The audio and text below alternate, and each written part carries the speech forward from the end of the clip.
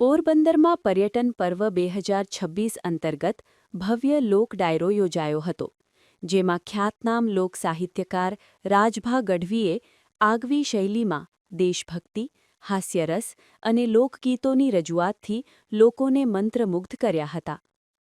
પર્યટન પર્વ 2026 નિમિત્તે પોરબંદર ચોપાટી સ્થિત હાથી ગ્રાઉન્ડ ખાતે ખ્યાતનામ લોક સાહિત્યકાર રાજભા ગઢવી દ્વારા ભાવસભર લોક ડાયરાની ભવ્ય રજૂઆત કરવામાં આવી હતી. તેમની આગવી શૈલીમાં દુહા, છંદ, લોકગીતો, દેશભક્તિ તથા હાસ્યરસની રજૂઆતથી સમગ્ર વાતાવરણ લોક સંસ્કૃતિના રંગે રંગાઈ ગયું હતું. કાર્યક્રમની શરૂઆત કલાકાર અમિતભાઈ ઓડેદરાના ડાયરાથી થઈ હતી. ત્યારબાદ વિવિધ સાંસ્કૃતિક કૃતિઓએ ઉપસ્થિત જનસમૂહનું મન મોહી લીધું. તેમાં કલ્કી અવતારની રજૂઆત, મંથન એજ્યુકેશન ઇન્સ્ટિટ્યૂટ દ્વારા પ્રસ્તુત કૃષ્ણ સુદામાની સાંસ્કૃતિક પ્રસ્તુતિએ તેમજ બાળકવિ દર્શિલ ગોરાણીયાની વિશેષ રજૂઆત ખાસ આકર્ષણનું કેન્દ્ર રહી હતી.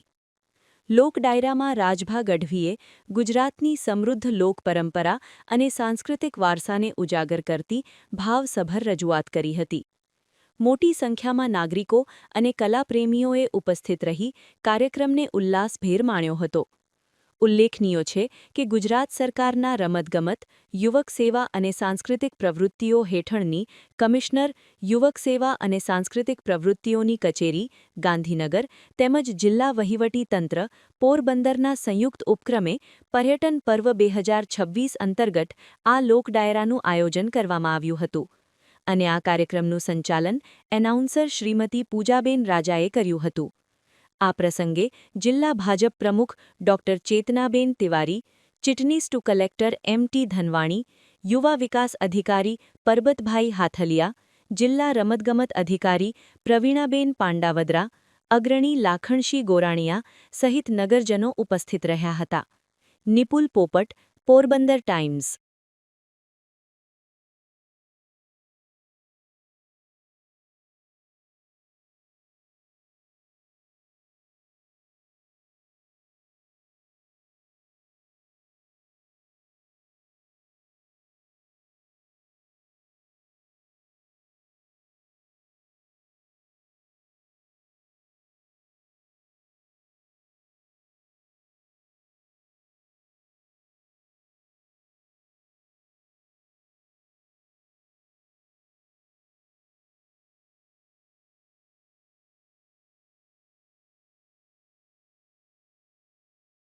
એકવાર જોરદાર તાળીઓ સાથે આપણે આ કૃષ્ણ સુદામાની મૈત્રીની ભૂમિમાં જ્યારે બેઠા હોઈએ